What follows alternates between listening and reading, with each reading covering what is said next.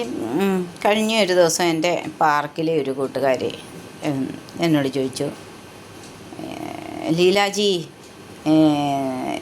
എന്താണ് ഈ പെണ്ണുങ്ങൾക്ക് മാത്രം ഇത്ര വേദന എല്ലാ തരത്തിലും എങ്ങനെ വന്നാലും ഈ അമ്മമാർക്ക് വേദന വരുന്നത്, അവർക്കാണ് വേദന. ഈ അമ്മമാരെ എല്ലാ തരത്തിലും എന്ന് പറഞ്ഞാൽ നമ്മൾ സ്നേഹിച്ച മക്കളാട്ടെ, അല്ലെങ്കിൽ അവർക്ക് കൊണ്ടുവന്ന മരുമക്കളാട്ടെ, എങ്ങനെയെല്ലാമായിട്ട് ഒരു മരുമകൾ വരുന്നതിനോട് കൂടി എങ്ങനെയാണ് സ്വന്തം അമ്മയും ഒക്കെ മറന്നു പോകുന്നത്. അവരവരുടെ അനുഭവമാണ് എന്നോട് പങ്കുവച്ചത്. അവരുടെ മൂത്തമ്മ കല്യാണം കഴിച്ചു, 1.5 മാസമേ ആയുള്ളൂ അവനെ. അവർ ഗസറ്റഡ് ഉദ്യോഗസ്ഥനാണ്, അവൻ ഗവൺമെൻറ് എംപ്ലോയി ആണ്. പക്ഷേ അവർ വീടിൻ്റെ വരെ ജോലി ചെയ്താണ് അവനെ അവിടെ എത്തിച്ചത്. കല്യാണം കഴിഞ്ഞിപ്പോൾ 1.5 വർഷം കണ്ടായതേ ഉള്ളൂ.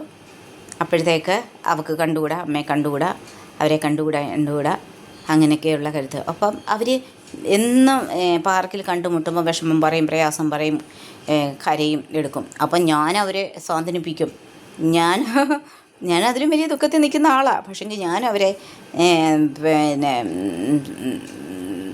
എൻകറേജ് ചെയ്യും, സന്തോഷിപ്പിക്കും. ഇതൊക്കെ പോട്ടെ, നിങ്ങളിതിനകത്തൊക്കെ ഇനി ഓർത്ത് വീക്ഷിക്കുന്നത്, നിങ്ങളുടെ ലക്ഷ്യം നിങ്ങൾ ചെയ്തില്ലേ, നിങ്ങൾ കഷ്ടപ്പെട്ട് വളർത്തി നിങ്ങളവിടം വരെ എത്തിച്ചില്ലേ ഇല്ലേ. അവൻ ഒരു 4 ശമ്പളക്കാരനായപ്പോഴല്ലേ ഒക്കെ ആയതേ. പോട്ടെ, സാരമില്ല, അവർക്ക് ജീവിക്കട്ടെ, അവരെയൊക്കെ സന്തോഷത്തോടെ ജീവിക്കാൻ എന്ന് ഞാൻ അവരോട് ചിരിച്ചും കൊണ്ട് അവരോട് പറയും.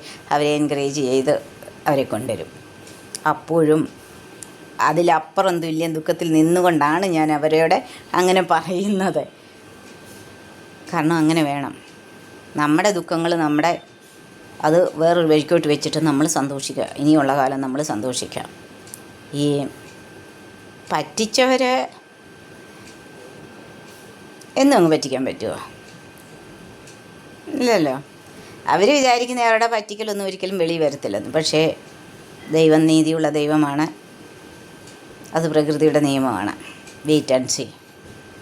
ആ പുള്ളിക്കാരോട് ഞാൻ പറയും, വെയിറ്റ് ആൻഡ് സീ. ഞാനും അത് കണക്ക് വെയിറ്റ് ആൻഡ് സീ.